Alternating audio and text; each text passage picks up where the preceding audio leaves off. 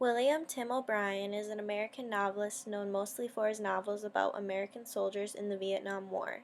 He was born on October 1st, 1946, in Austin, Minnesota. He spent most of his childhood in Worthington, Minnesota. Tim graduated from Lancaster in 1968. O'Brien served as an infantryman with the U.S. Army from 1969 to 1970. After serving time in the war, he pursued graduate studies in government from Harvard University. Tim worked for the Washington Post as a national affairs reporter from 1973 to 1974. The symbolism seen in Tim O'Brien's The Things They Carried will be analyzed in terms of the personal objects the soldiers carried and the emotional weight as being a soldier in Vietnam.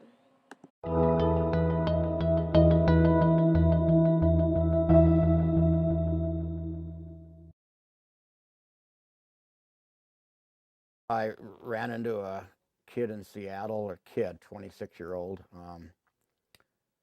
at a book signing, and I saw him out of the corner of my eye, standing in the corner, and was kind of frightened by him. Not in physically, but I mean, oh God, I hope it's not a manuscript he's got to give me, and that, which is hell, of course.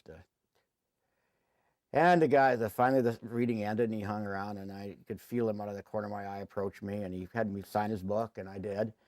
He began to leave, and then he turned around and he said, "I think you knew my father." And as soon as he said those words, I knew who the kid was. I saw it in his face. You could see his dad in that kid's face, who was my platoon leader in Vietnam. And he told me over the course of the next, I don't know, 20 minutes or half hour that the kid had been searching for his father ever since. His father had committed suicide soon after Vietnam, and had looked for his dad in very brave, cool ways. He had joined the army just to see what his father had gone through. He'd become a Green Beret to see what his dad had been, and a ranger, all this tough snake eating, stuff. And he had picked up my first book, and his father figures in the book, not always in the most laudatory ways. In fact, not in laudatory ways. Well, that encounter, I mean, makes me want to cry. If I weren't on camera, I'd be a little tears in my eyes now, because it's an example of why I began writing in the first place. I wanted to touch people in a way that stories can touch them. And I had helped in a very modest way for this fellow to fill in a gap of who this man had been who had committed suicide before they even knew his father. His father had killed himself when he was I think he was like 6 months old or 8 months, very young. Um, Encounters like that remind me of why I began. It's easy to forget why you become a writer. And letters I'll get from the girlfriends of people in Iraq or Afghanistan, or the children,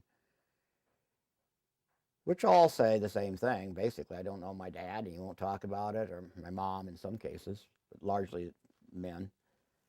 And I read your book, and now I know at least something of what he's carrying around with him, and what he won't talk about, and sometimes the book will be shared with the veteran, and conversation will ensue, and that is way beyond anything I intended in the writing of the book. I didn't intend to bring people together or start them talking, but it shows you the power of literature. It really touches individual people, real lives, and the real world, and contributes to their lives. It does something to their lives.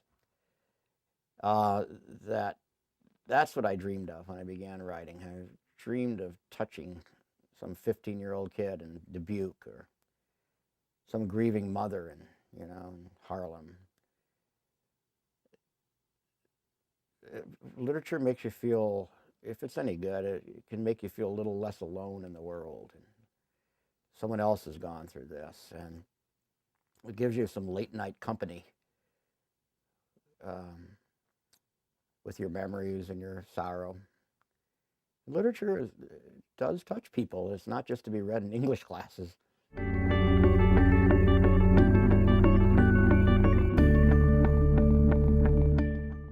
Things We Carried, Tim O'Brien uses symbolism throughout his novel, and the story exhibits a personal postmodern experience in a way few stories have.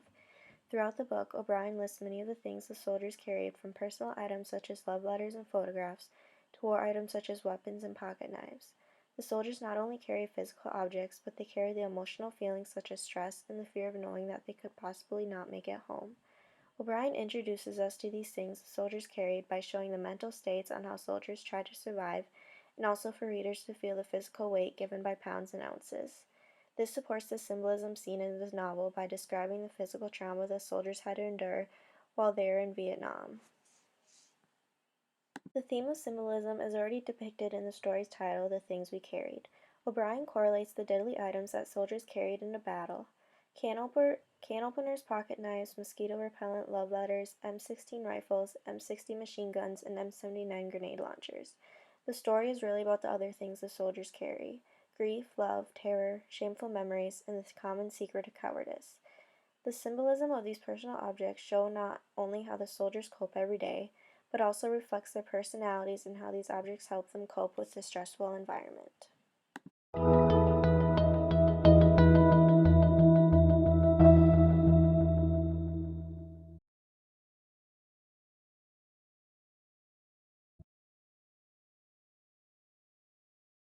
What do I carry? I carry a lot of years that I feel that are, and that's not all bad. It's partly bad. I carry what I think I probably was probably come through in this talk we've had today is a kind of a delight in doing what I do and a believer in doing what I do, along with a sadness about doing what I do. Um, because 2 decades later, I'm fielding many of the questions about war that I fielded all those years ago, and think, oh my God, that's sort of back where we were, and then some. That's feels like a tangible burden. Um, but I carry with me these two kids I mentioned, and even though they're not physically here, they're all around me and the person I become, and they're living inside me. And I carry a slight uh, but palpable feel of obligation to do justice to the, the savagery I witnessed and the senselessness of it and the um, the sadness of it.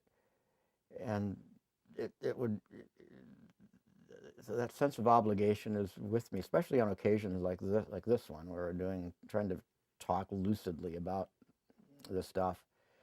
Is to do justice to Chip, my buddy, and to the ghosts of the dead Vietnamese and dead Americans, and especially their mothers and dads who are still bearing the burden, even though their kids are long dead. I doubt they go to sleep many nights without some poor woman in Orlando remembering her son of 40 years ago that she never got to ever hold again.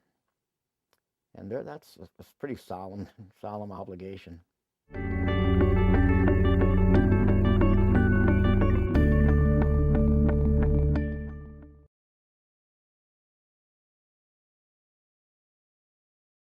Tim O'Brien, Vietnam veteran and American novelist, writes postmodern work and includes his Vietnam War experiences and perspective in The Things We Carried.